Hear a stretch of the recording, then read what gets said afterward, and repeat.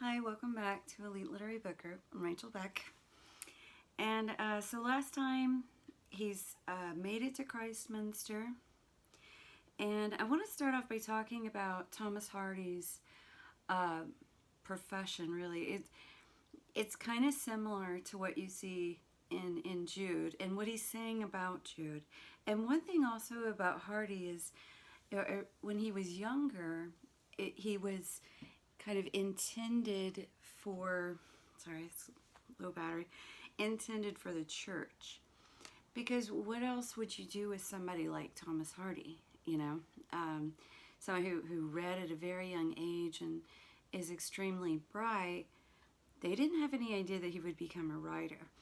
But he did get into architecture for a while.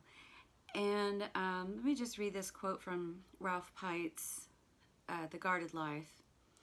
His faith had a profound impact, moreover, on his understanding of the profession he was entering. That is to say, on what Hardy believed architecture could and should accomplish. Nearly all the work was connected with church restoration, the rebuilding of medieval parishes in England according to the principles and habits of Victorian Gothic.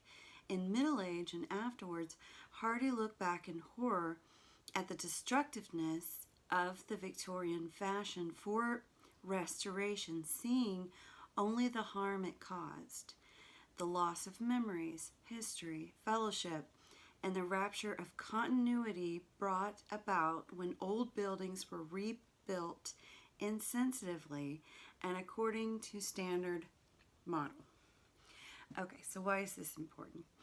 Well, I think, especially when you start analyzing literature, you want to take whatever you can from the author's perspective in life. There's things about Hardy that bother him about religion, of course, that you will see. There's also things about Hardy that's traditional.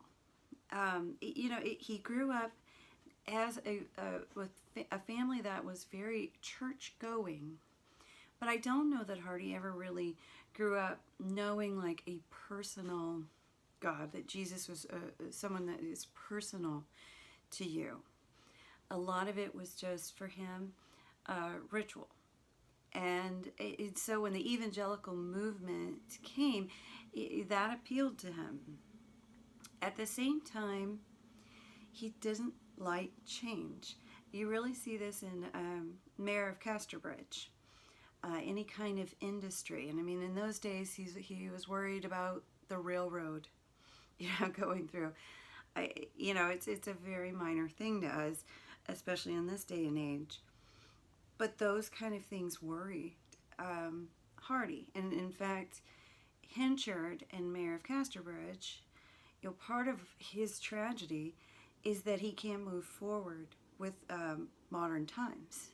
That he's stuck, and his opponent is a lot more modern and is innovative. And Henchard really goes much better with the tragic hero. And in fact, it's not just me saying this, but I just read this in an article too. I mean, a lot of people believe that this is one of the best stories about a tragic hero because, he does something stupid in the beginning, and you see how it kind of haunts him later on, but this is after he becomes mayor, and, you got to go up to go down. And the thing about Jude is he just sort of stays where he's at. So it doesn't follow the tragic hero cycle, whereas in Mayor Casterbridge, it does it perfectly. But you see with Jude, his impression of Christminster, okay? And remember, this is an ideal. And, academics... An academic career in general is really an ideal profession, but you don't always live in the real world. For instance, like a professor is going to have a more idealistic view of the world than a police officer. And I remember, just as someone that had experience in public schools, talking to professors and listening to what they had to say about teaching, and they've never been in a public school. Okay, so they never broke up a fight while lecturing on Dickens. Yeah, I've done things like that. But in their view, things should run, according to the way it does in college. And it's just like, it's not that way. I mean, you're dealing with sometimes a lot of hostile people, and they don't really want to be there listening to you. Whereas if you're going to be an English major, you kind of want to do that sort of thing. So just the fact that what he's looking at in college in general, the idea also of getting a degree and is going to solve all your problems. That's something I was told when I was young. Of course, I became an English major, so I kind of set myself up. But economically, it really hasn't been all that useful. I wouldn't trade it for anything. But, I get a lot of stuff that I do now. It's really just self-taught, and it's just a matter of reading. Okay, so let me read this to you. What at night had been perfect and ideal, by day, the more or less defective real.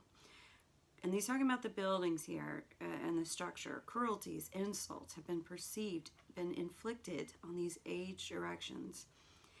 They were wounded, broken, sloughing off their outer shape in a deadly struggle against years, weather, and man.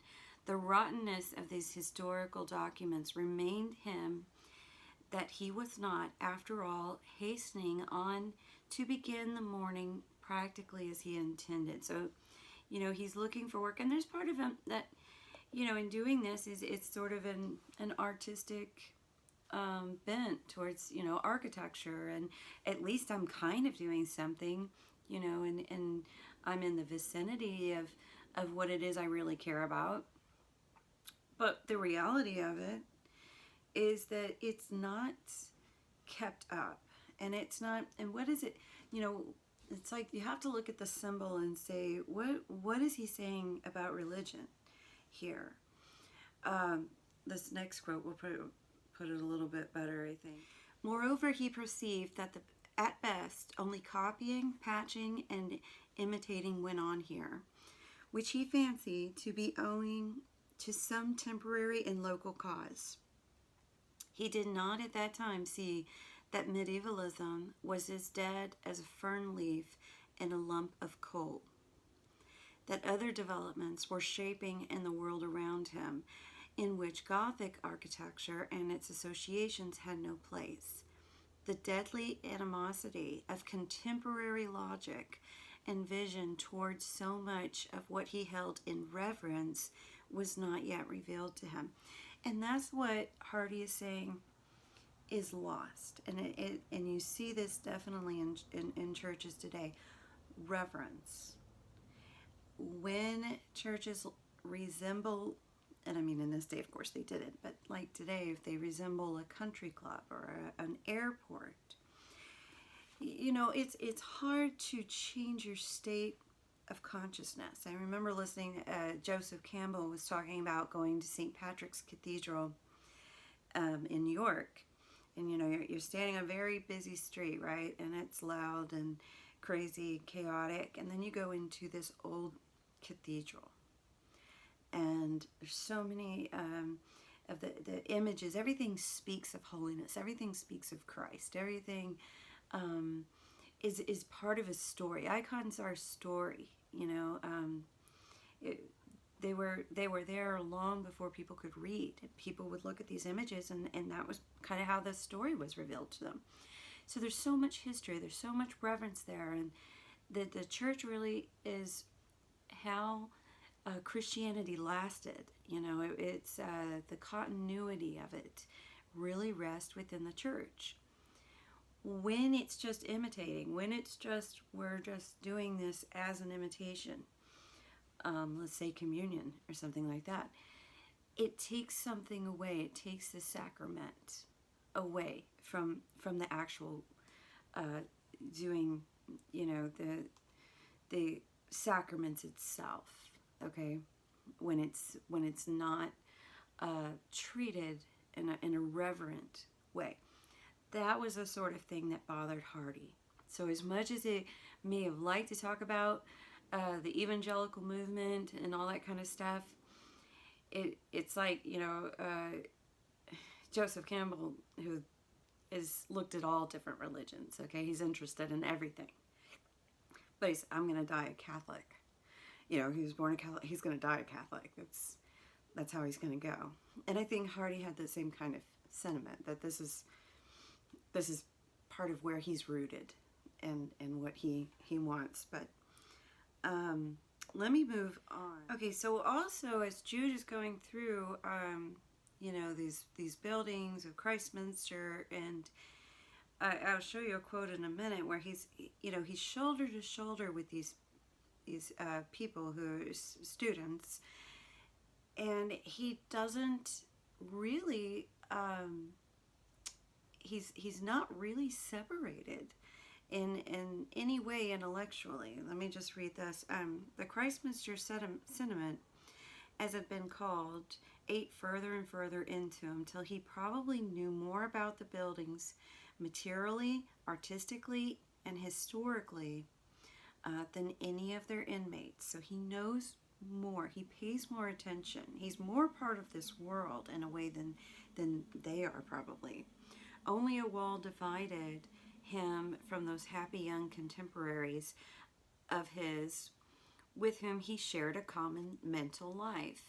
Men who had nothing to do from morning till night but to read, mark, learn, and inwardly digest. Only a wall, but what a wall. And so he's divided with them in this next quote I'll show you, and then I'll move on to Sue. But this kind of just shows you how he is in his environment. And sometimes, in tragedies, it's really the environment that's also against you, and that's part of this society. Every day, every hour, as he went in search for labor, he saw them going and coming, rubbed shoulders with them, heard their voices, marked their movements. The conversation of some of the more thoughtful among them seemed oftentimes owing to his long and persistent preparation for this place, to be particularly akin to his own thoughts, and in passing him, they did not see him or hear him. Rather, they saw through him as through a pane of glass. So given the way Jude is dressed, and I guess back then, a laborer wore a white shirt and a certain type of pants and boots, and people knew. I mean, you would know if somebody was of a different class, because, people didn't go around in sweatpants. They dressed to their class no matter where they went. And so it was very distinct to see. And, it would be kind of like, looking past somebody that you take for granted,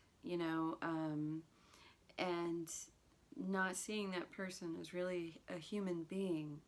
If they had known who his, how intelligent he was, how well read he was, they might strike up a conversation with him. But just based on this physical appearance, they don't even see him. It's like he doesn't exist. So I want to get to Sue. I kind of mentioned briefly that she's in this particular kind of house where she does this ecclesiastical work, like this lettering. He sees her letter the words, hallelujah. He's already making assumptions that she's a very devout Christian, which he's going to find out later that she's not. And I'll talk a little bit about her views there. But she's doing what basically she has to do as a skill set. The other skill set that she has is in teaching, which will come in handy in a little bit. One of the reasons why how he kind of guesses where she's at is because his aunt sends a letter, kind of a nervous letter that I'm afraid you're going to try to see her, but she gives some kind of hint to where she's at, because she says she's a designer of this ecclesiastical warehouse, which is a perfect seedbed for idolatry. And she said she was no doubt abandoned to mummeries of that account, if not quite a papist. So, and it puts in parentheses that Miss Drusilla Foley was of date evangelical. So it's kind of that divide. Evangelicals often think that people are worshiping saints or worshiping Mary. It's not really the case. But that's the idea, that this is idolatry, which Jude doesn't care one way or the other. There's a part where she's walking about, and she's like right in front of him. And let me just read this little bit of a description of her. He remembered now that she was not a large figure, that she was light and slight, of the type dubbed elegant. That was about all he had seen. There was nothing statuesque in her. All was nervous motion. She was mobile, living, yet a painter might not have called her handsome or beautiful. But the much that she was surprised him. She was quite along was removed from the rusticity that was his. How could one of his cross-grained, unfortunate, almost a curse stock, have contrived to reach this pitch of niceness? London had done it, he supposed. So Sue is not, even though she's from where he's from in the country, he can tell by her mannerisms that she's almost in a different class. She has experience. London was like the place to go, and Sue is is really inspired by Florence Henniker. I think about her name. Florence is actually Sue's middle name, and this is a woman that he sort of had an affair with when he was married to Emma, and he ends up marrying Florence. But the relationship, it doesn't seem to actually be sexual. It seems to be more platonic, which is part of the frustration that Jude has with Sue. Sue is, as you're going to see, she can be an incredible flirt, but she's not a seducer. She's not going to be like Arabella and put an egg in her bosom and, take it out and, tease a guy with it. That would be just repulsive to Sue. In fact, part of Sue's charm is her elusiveness. It's the fact that you can't really get a hold of her. She can't be had. Arabella will be had by anybody, anytime. Whatever she can get out of it, great. But Sue's charm has more of an intellectual side to it, which can be just as tricky, but in a very subtle way, and that is what only makes him, it's still a chase, but it's like a chase that you can't ever really grasp. You can't ever really get her. She's kind of out of this world, out of the realm of somebody like Jude. But Jude, before he's even really met her, he's already falling in love with her. But he sees that there's three problems with this. First of all, he's still married. He didn't actually get rid of Arabella. I mean, the marriage is there. And if you ever read Hard Times, you'll see that for the lower class, it was much harder to get a divorce. So you have that going against you too if you're poor. And secondly, that they were cousins. Like I said, this wasn't an incestual thing back then, but it was frowned upon in those kind of societies. Third was that they have this family history. That both of them came from families where marriage usually meant tragic sadness. So he already kind of has a sense that nothing good can really come out of this relationship. But every time he does that, he thinks of kind of a justification for it. Like, well, but we would be really good friends, and it would be really nice to have this, you know, Anglican friendship with this woman that could really help someone like me out, right? So, let me read this one part. He sees her at church, right? He's kind of following her.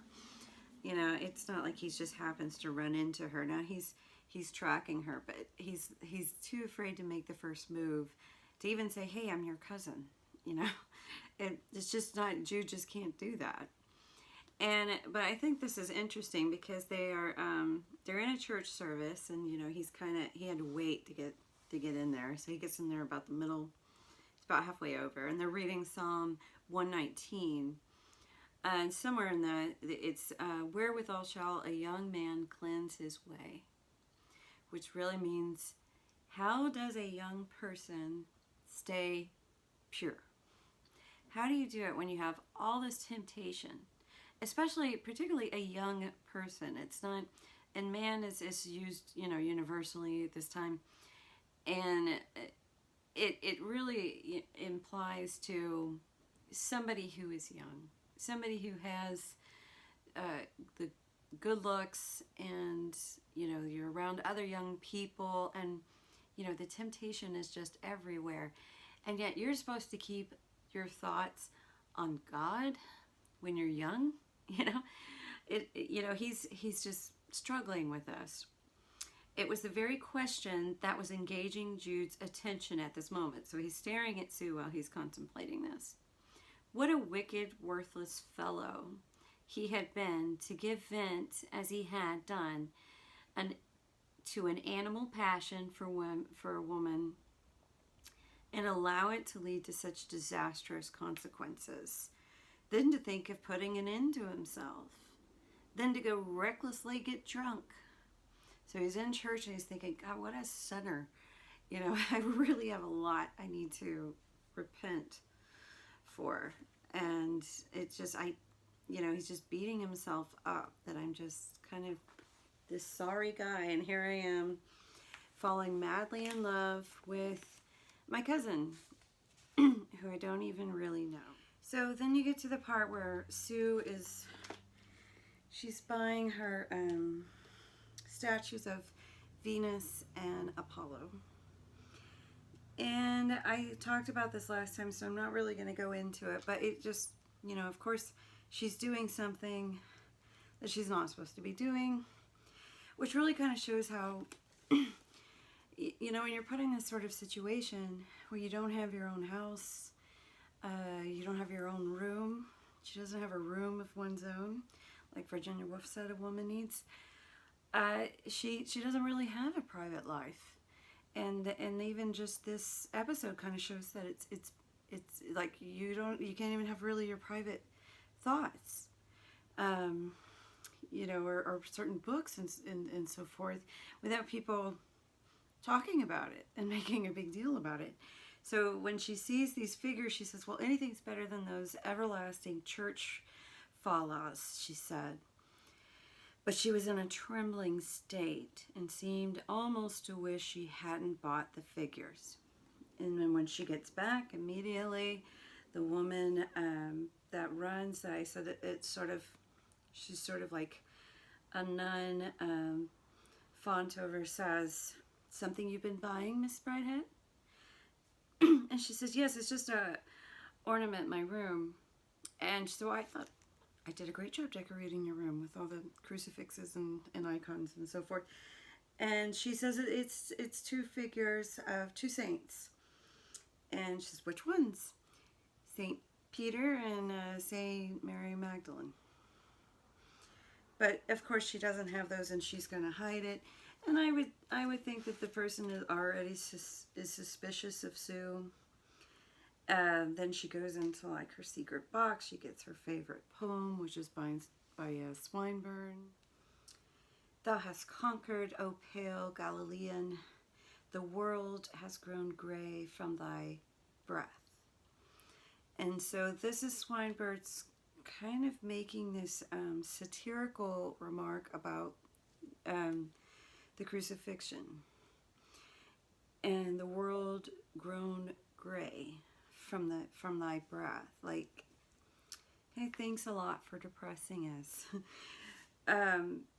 And in the meantime, we flash back over to Jude, who is reading, it looks like, in Latin, or no, actually, I think that's Greek, Corinthians, which is, I believe in the Father and the God, one God, and the Lord Jesus Christ, and it's part of the creed. So there's the juxtaposition. We're going to go through the next chapter pretty quickly because it's not very long, but I want to at least get where they meet. I have been building up to this. So he's there. I do have to read this to you though because it's very telling. He still feels bad that this conviction was so real with him that one day when, as frequent, he was at work at a neighboring village church alone, he felt it was his duty to pray against his weakness. It was quite impossible, he found, to ask to be delivered from temptation when your heart's desire was to be tempted unto 70 times 7. So he excused himself, and this is where you always seem to find the justification. He says, after all, it's not altogether an erotolepsy, which was like that passion, animal-like passion, sexual passion, that is the matter with me as it was the first time. With Arabella, that was the problem. I can see that she's exceptionally bright, and it's partly a wish for intellectual sympathy,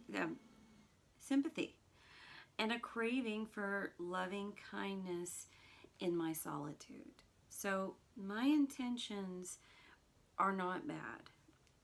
Even though he's lusting over her, obviously, he's becoming obsessed with her. And somehow, as fate would have it, she calls on him. She sends a letter to him. She finds out who he is, probably because he's been stalking her. And she's finally like, I should talk to this guy. And of course, he misses the letter, and he's got to go send her one, and he asks her to meet him somewhere. And where he plans to meet her is at this cross, but it's a site of like a martyrdom site. And when Sue gets there, she says, I'm not going to go over there by that site. You're going to have to come a little further over here, which kind of confuses Jude. But what you see with Sue, it kind of makes sense if you think about it. For Sue, martyrdom is morbid. It's gruesome. If you ever hear about the stories of saints being torn apart by wild animals, like St. Paul wanted to be crucified, Peter wanted to be crucified upside down because he didn't feel worthy to be crucified, in the same manner as Christ. They're not exactly the kind of bedtime stories you want to tell children unless you want to frighten them. I've noticed that they've cut a lot of things out since I was a kid and saw some of these books that they've had to kind of, mellow it down a little bit. That's the whole story of Christ. It really is, if you've watched The Passion, a horrific story. It's hard to watch. And then all the martyrdoms that happen afterwards to these people, just the torture, it's gruesome. It's in all of this in the name of religion. You have to see that's what Sue sees. She's like, this is not a nice romantic place to meet someone at a cross. It's not the way you want to do it. Jude's perspective is that martyrdom is beautiful.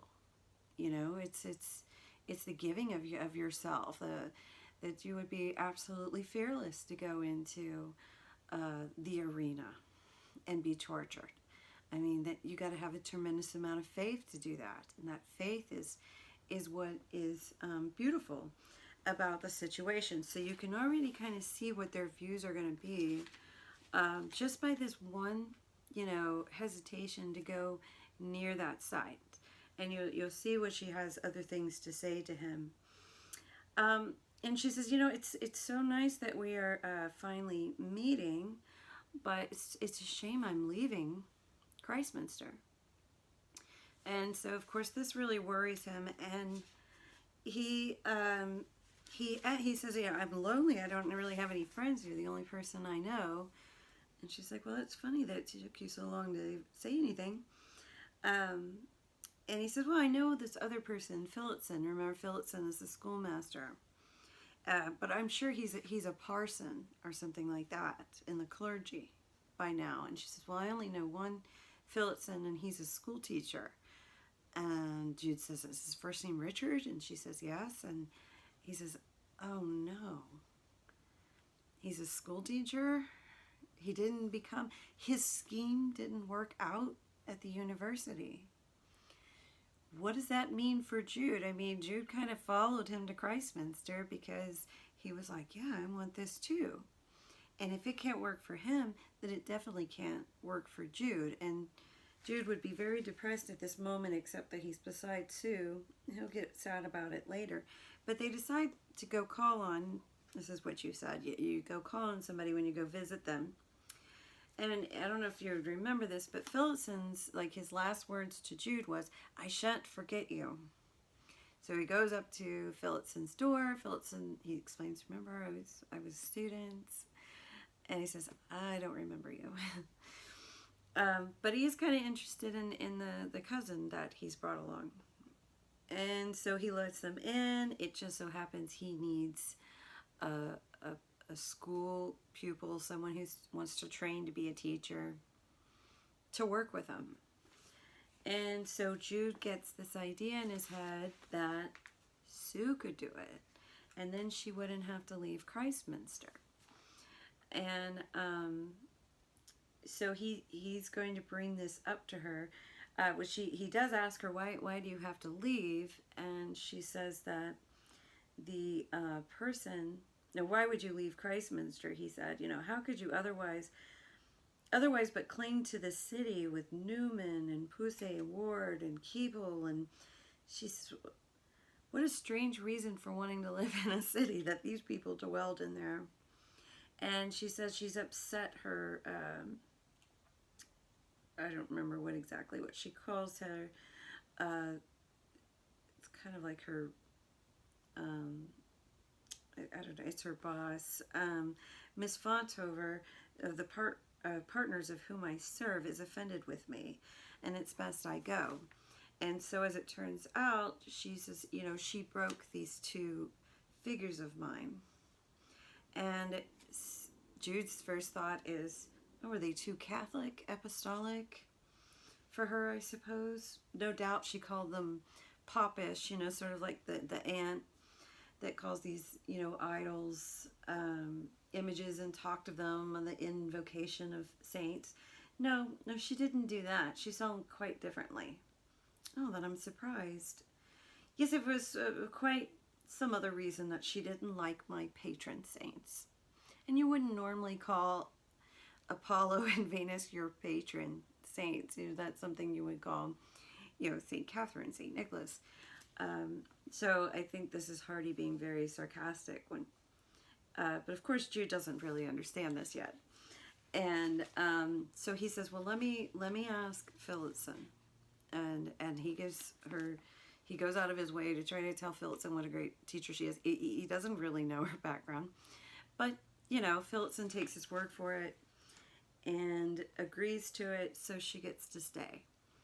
And it sounds like a really good plan, but it's going to kind of backfire on Jude.